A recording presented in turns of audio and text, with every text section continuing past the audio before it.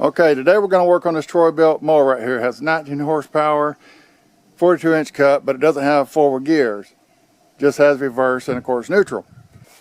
Okay, first thing first, get the battery out. Start with the negative, because if you start with the positive, you might short it. So,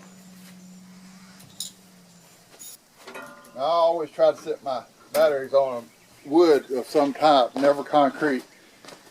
Don't know if that's true or not, but I heard a story years ago that concrete will drain a battery. Anyway, it doesn't hurt to put it on a piece of wood, so I do. I have a swivel I could have put on here. In case you're wondering, I'll show you what I'm taking off.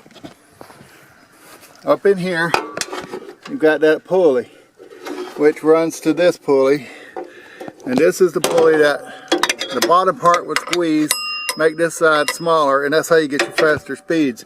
The actual transmission does the most of the work. Now I've already pressure washed this in case you're wondering why it's so clean.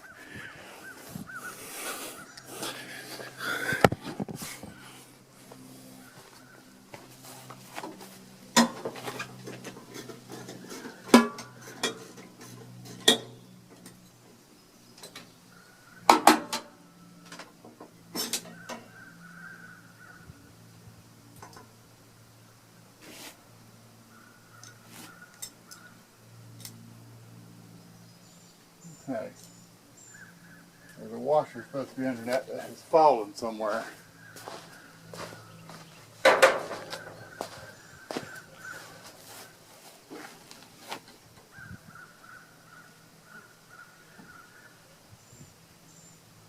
sure didn't hear it hit nothing. Here it is though. A washer.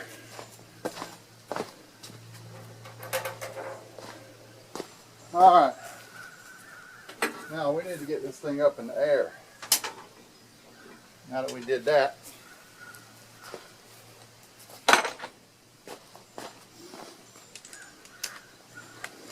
first, break these tires loose. That was easy enough.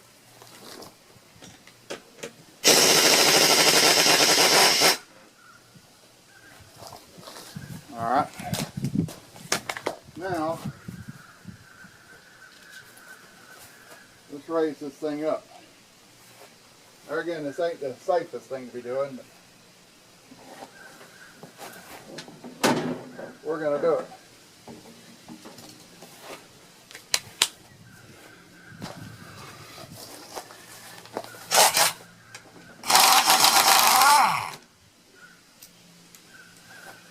First thing we do, take the tire off, toss it under that blade. Okay?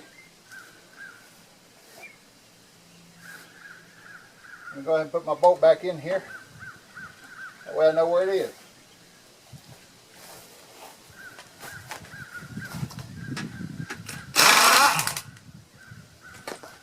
Take it off. Now that we have two of them, toss that one under there. This way, if it falls, it's going to fall on that and not crush you.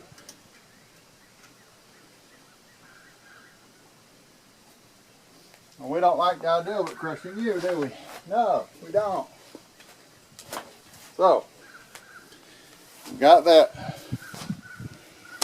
Now, let's get a piece of paper, cardboard, slide that up under there.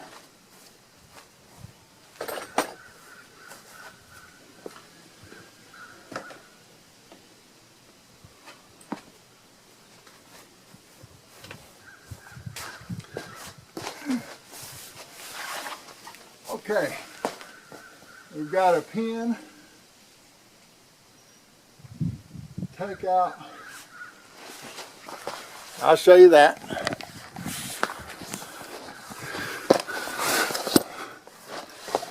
Okay, we've got a pin here to take out, and I'll go ahead and take this pin out. Gotta take these two bolts off. Now I take these two bolts off. I take this spring off. And we're going to take these off right here because they hold the front stabilizer. That's what I'm going to be doing now, folks.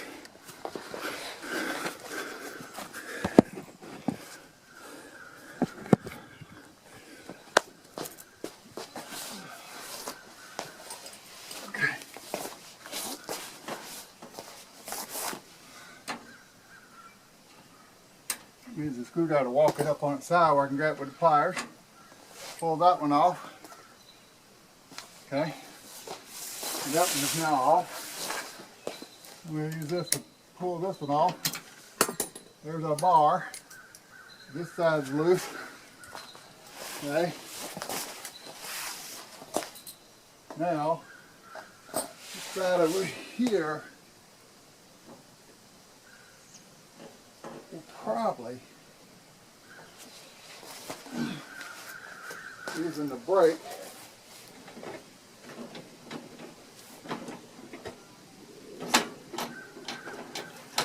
will probably let us take it off without doing anything major.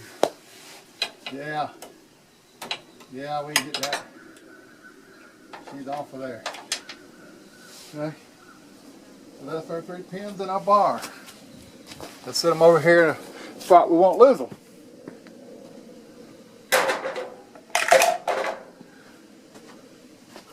Okay. Now, see about dropping this rear end a little bit. Hopefully this will work still.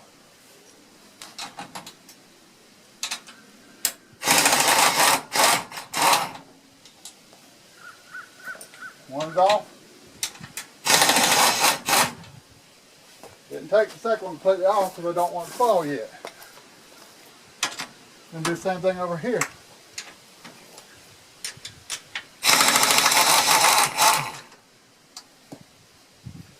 One's off. Always find it before you move any further.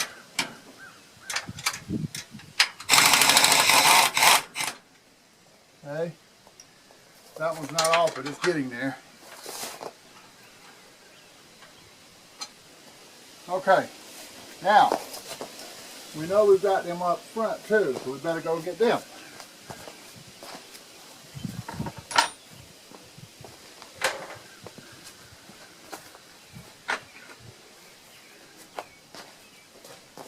I'm going to get them with this. Right.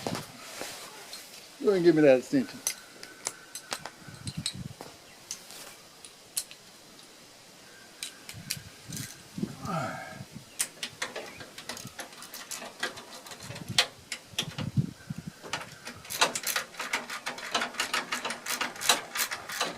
Yeah, I could have cleaned that a little better with the pressure washer. Look at that gum.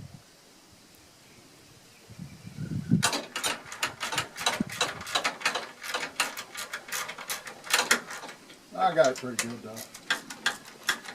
I got it pretty good. Really good actually. You're going to be stiff all the way out, aren't you? You're going to be stiff all the way out.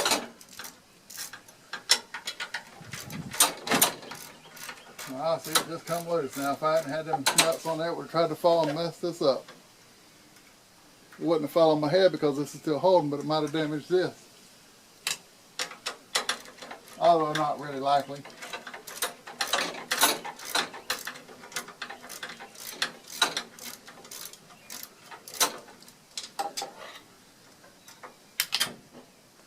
Okay, got them two out.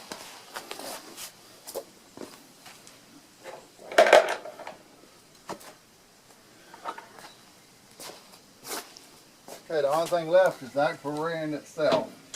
How easy does that turn? That one turns super easy. So we want one that we can do with one hand. Be the last one. See, this one's tight. So I'm going to take it off like this. See, I hold it with my thumb. Keep it from falling. Take it off with the ratchet. Now this one's actually loose. But this other one that I could take off with my hand, I'll do that now. I'm holding the whole unit up. Now,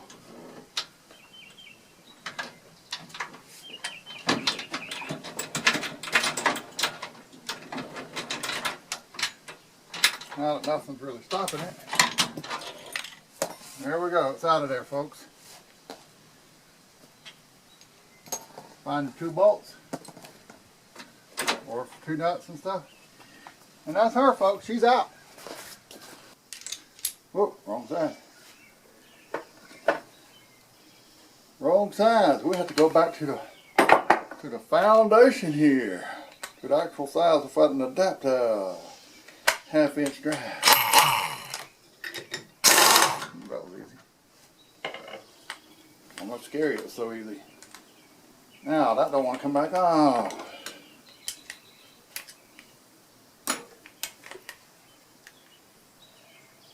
Man, get off of there. I have to put some grease on that. There again, this thing just sits at the back of my building and never gets used, so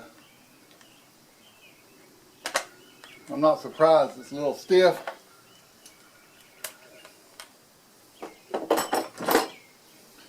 And so we got that. Go ahead and put this back on here for the time being.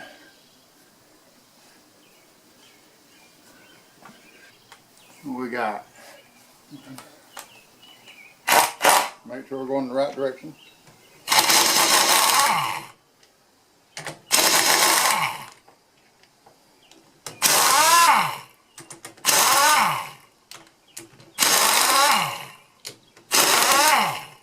Well, the thing ain't died yet. It's dead. Give me air, give me air.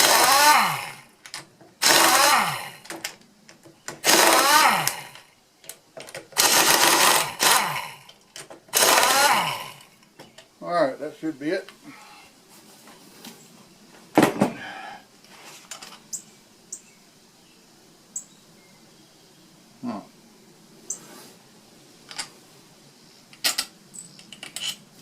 Now, some of these things are spring loaded, so you want to be careful when you take them apart. You want to make sure they're all the same length too. But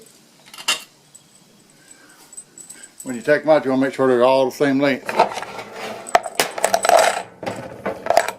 Okay.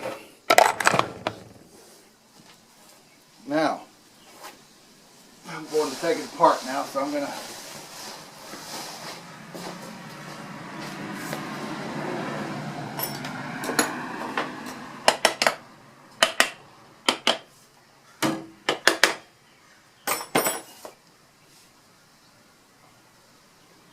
make sure no springs go to flying.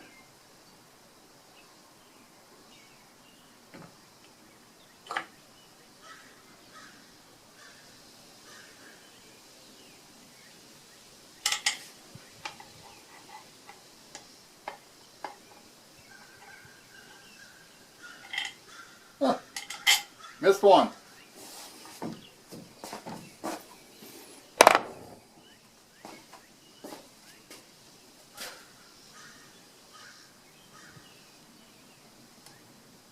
I'm inspecting the main drive gear.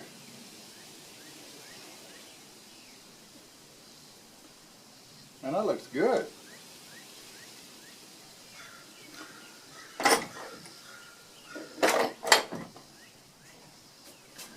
That looks good. That looks good. So,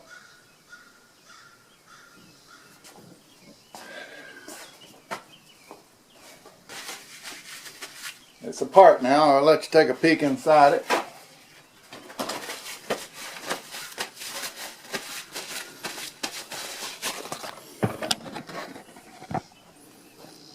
Okay. So that over there's the main drive gear. You want to make sure no teeth are missing on that. You want to make sure it's not wobbling this way and all this kind of stuff, because there's a bushing in there that you can replace on the top. This is your basically your transaxle, your differential. Right here, that's where it can let one wheel turn when the other one's not, so you can turn around and stuff. And some people lock those, but anyway, officially they're not. This is a bearing, so it's got grease. It's a not a ball bearing, but stuff they use now. Notice they all have grease, so that's good. Grease, that's good. Grease. Now what is happening, this right here is neutral. You push it over that way, there'll be a little ball under there. Well, let me see. There should be a little ball under there. Yeah, there's a little ball under there. You push it this way, it's forward. You push it that way, it's backwards. And what it is this little gear, the one I showed you earlier, sits here, and it's always turning these gears like this. One's going one way and one's going the other. So when you shift this to that one, it locks it in on this one, which is turned that way, which makes this turn this way. When you go that way, it just does the opposite because it's turning this way, so it reverses. It's really simple. But what happens is these get to where they don't fully engage. Sometimes it's just this bar right here is bent a little bit, bends over time, and it doesn't fully engage this. But there's a surface in here that gets chipped out. And you can change these. Now this right here is about $10, $11 or something like that. The not this, the little fitting in between here. And here, let me take this out. You got to make sure you don't lose that ball bearing. Anyway, this little fitting right here. So it's got teeth on it on the side there. That's what engages inside there on both sides. Well, them get knocked off. The edges get knocked off, and the surface in here gets knocked off, and it doesn't go in gear. Then you got a bushing back here. I don't know if you can see it. Let's see, there should be one. There's one, it just ain't wanting to move. There's a bushing right here. This is a brass, but there's another little bushing on top of it. That can wear out, which allows this to move a little further away, which not only can make the gear in here get loose and start stripping, but it keeps this one fully engaging. So a combination of these having their teeth knocked off, these having their teeth knocked off or wore down, the arm can be bent, and the bushing can wear out, it tears up. Now if you ignore the problem, you're going to chew your gears up. You're going to do that. So don't ignore the problem. When you notice your machine starts going clink, clink, clink or something, tear it apart and do this. Now, you may not have this kind of rear end. I'm talking about if you have this kind of rear end. If you got one that has a bunch of hydraulics and all, whoa, what a headache. Okay, right here's the problem. You'll notice the edge of that's chipped off. See how this edge is kind of straight, it's chipped a little bit too, but this is the edge that always, it's the leading edge, it's chipped. Okay? Got the chips here, got a chip here, and then here, I'm gonna have to clean it up more, but you can see it's kind of rounded on that side and squared off on this side. Same thing here, rounded, squared, round. That means it can walk out of there, and that's where you get your boom, boom, boom, boom, boom from. Problem is, we've got all this pretty grease in here, but we're going to take it all out because those little metal flakes, chips, are in that grease. And it's only a matter of time before they get stuck back up and get stuck between a gear on this and ruin the gear or get in the transaxle and ruin it. So we got to clean all the gear grease out. Now official grease is like $10 for 8 ounces or something, and I think these things take like 19 ounces, some weird thing like that. So, you know, you'd spend over $20 just to get the grease to go back in it, but I think I got an alternative I'm going to get. Anyway, I know this gear right here is about $11. These are about $21. Okay, well, I got it apart. I'm going to give you a quick example of how this thing works.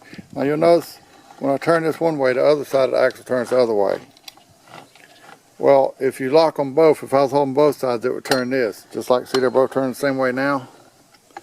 Well, that's how your differential works. That's what lets you turn around corners and stuff. They're either both going to be driving, or the easiest one's going to pull and the other one will go the other way kind of thing, or don't do nothing. Now this right here, like I say, you got this gear in here that's always turning. Like that. So depending on whether it's on this side, turn it that way, or on this side, turn it that way. That's forward and reverse. Now I've got the little ball out of here for easy, to be able to move this easy. Normally it'd have a spring-loaded ball up under here, right in here. But I'm going to set the cover on it like it is. Everything's right. Of course, there's no oil in this thing or no grease in it. But now, see, nothing's turning. I'm turning, but nothing's down here's turning. Now watch, I'll pull it in gear. Now it's turning. See, it's turning backwards. Okay, now I'll push it the other way and it'll have to catch Now it's turned the other way because it's on the other gear. And that's how simple it is, folks. Then you pull it out in the middle and it's neutral, nothing. And that's how they work. These are actually some of the better ones to have because they're less complicated. And there again, you can see the gears up in here. That's the ones that if you turn on one side, say to turn the other one the opposite way. That's how they work. And the reason I cleaned this is because one little shroud of metal gets up in here and starts breaking them gears off because metal gets in between them. That's why you have to clean them out real good. Now we're going to order this piece right here because it's chewed up. And go ahead and order these because they're kind of munched up on the inside here. And we'll wait for that to come back. That'll be about, by the time all's said and done, these gears are about $21 a piece, you know, so that's $42. This is about $11, so, you know, $53. Then you're going to have grease in it. And I'm going to go ahead and get these fittings while I'm in here and them bushings and stuff like that. So by the time everything is said and done, we'll have a good $80 in it. But it's still a lot cheaper than putting the $400 or $500 they want for, you know, remanufacture one, so to speak. All right, thank you.